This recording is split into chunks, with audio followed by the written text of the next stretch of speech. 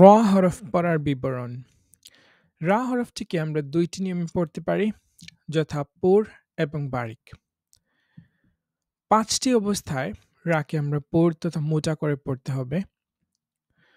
প্রথমত রা হরফে পেশ বা জবর থাকলে, যেমন রুবামা, অর্থাৎ এখানে রায়ের সাথে পেশ আছে, এজন্য আমরা একটু পুর করে পড়ছি। রু না বলে রু, রু। তো রু না বলে রু, রুবামা। একইভাবে জবর আছে, সো এখানে রাহিম এরকম না বলে রহিম, আর রহিম।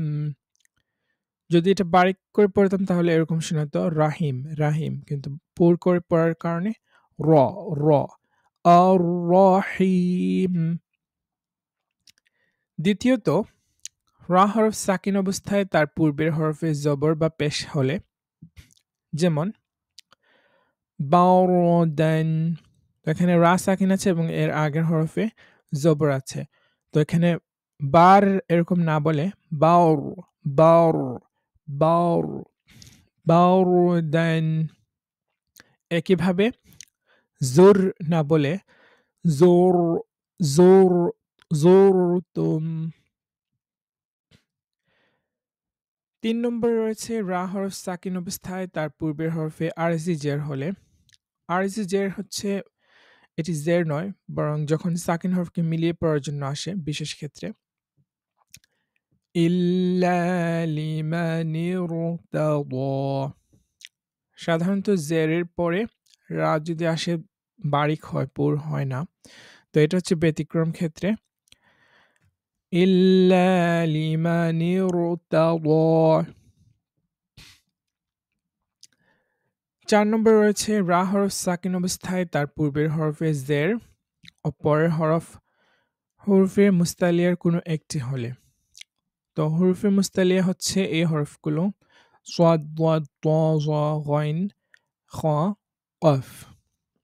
তো রা সাকিনের পূর্বে জের রয়েছে এবং পরে রয়েছে হরফে মুস্তালিয়া, তখন আমরা রাকে পুর করে পড়ব। তো এখানে মের সোয়া না বলে মের সদ, এর না বলে এর, এর তস। ৫ নম্বরে রয়েছে ওয়াকফের দরুন রা হরফ সাকিন অবস্থায় তার পূর্বে ইয়া ছাড়া অন্য হরফ সাকিন বিশিষ্ট হলে এবং সাকিন বিশিষ্ট হরফের ডান দিকের হরফে জবর বা পেশ থাকলে।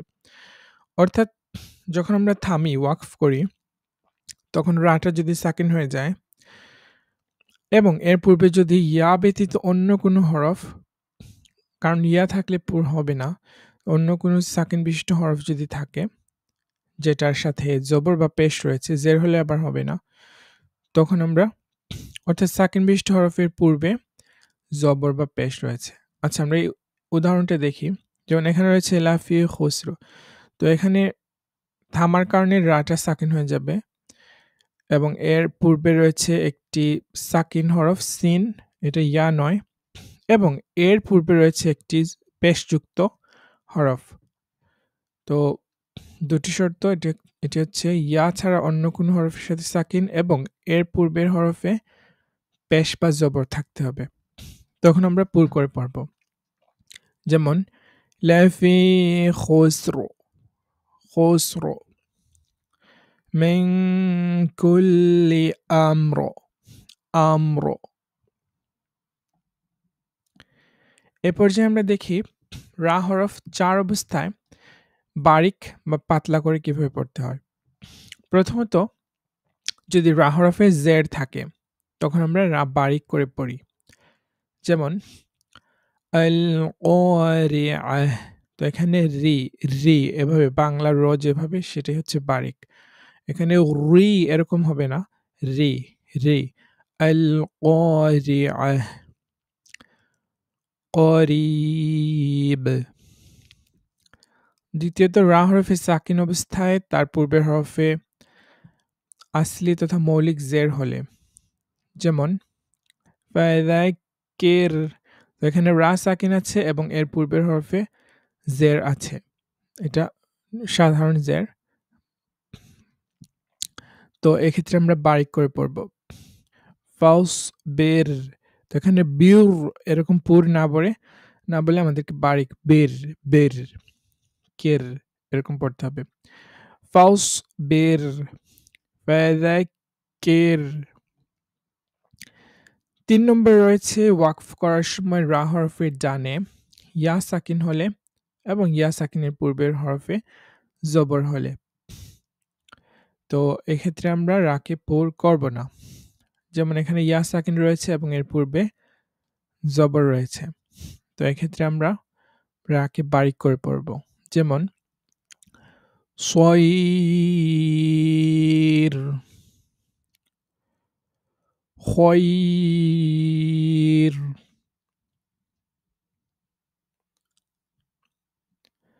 তো ওয়াকফ করার সময় রা হরফের ডানে ইয়া ছাড়া অন্য হরফে সাকিন হলে এবং সাকিন বিশিষ্ট হরফের ডানে যদি জের হয় তখন আবারও আমরা রা বারিক করে পড়ব।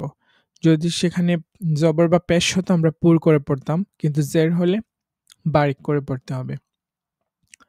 যেমন ওয়ালা বিক্র, তো এখানে রা ওয়াকফের কারণে সাকিন হয়েছে, এর আগে একটা ইয়া ছাড়া অন্য একটা হরফ সাকিন আছে এবং এর পূর্বের হরফে জের আছে। ওয়ালা বিক্র লিযি হিজর, হিজর। এ পর্যায়ে আমরা দেখি আল্লাহ শব্দের লাম পড়ার নিয়ম। আরবিতে আল্লাহ শব্দের লাম ২ নিয়মে পড়তে হয়, পোর এবং বারিক। পোর পড়ার নিয়ম হচ্ছে যখন আল্লাহ শব্দের লামের পূর্বের অক্ষরে জবর বা পেশ থাকে তখন আমরা আল্লাহ শব্দের লামকে পোর বা মোটা করে পড়ি। যেমন এখানে আল্লাহ বলার লামের আগে আ আছে, অর্থাৎ জবর আছে, তাই আমরা আল্লাহ এরকম না বলে পুর করে আল্লাহ। আবার বলছি আল্লাহ বললে এটা বারিক হয়ে যাবে, এরকম উচ্চারণটা সঠিক না। আল্লাহু, আল্লাহু সামাদ, নাসরাকুমুল্লাহ। তো এখানে মিমের সাথে পেশ আছে, এজন্য পুর হলো। অর্থাৎ লামের ঠিক আগের যে হরফ থাকবে সেটা যদি জবর বা পেশ থাকে তাহলে আমরা আল্লাহ শব্দের লামকে পুর করে পড়ব, আল্লাহ এরকম। যদি আল্লাহ শব্দের লামের পূর্বের অক্ষরে জের থাকে তাহলে আল্লাহ শব্দের লামকে আমরা বারিক বা পাতলা করে পড়ব। যেমন লিল্লাহ, লিউল্লাহ হবে না। এখানে যদি আমরা পুর করে লিউল্লাহ বলি সেটা ভুল হবে। লিল্লাহ, লিল্লাহ। তারপর আউযু বিল্লাহ, বিল্লাহ। আশা করি বুঝতে পেরেছেন। ধন্যবাদ।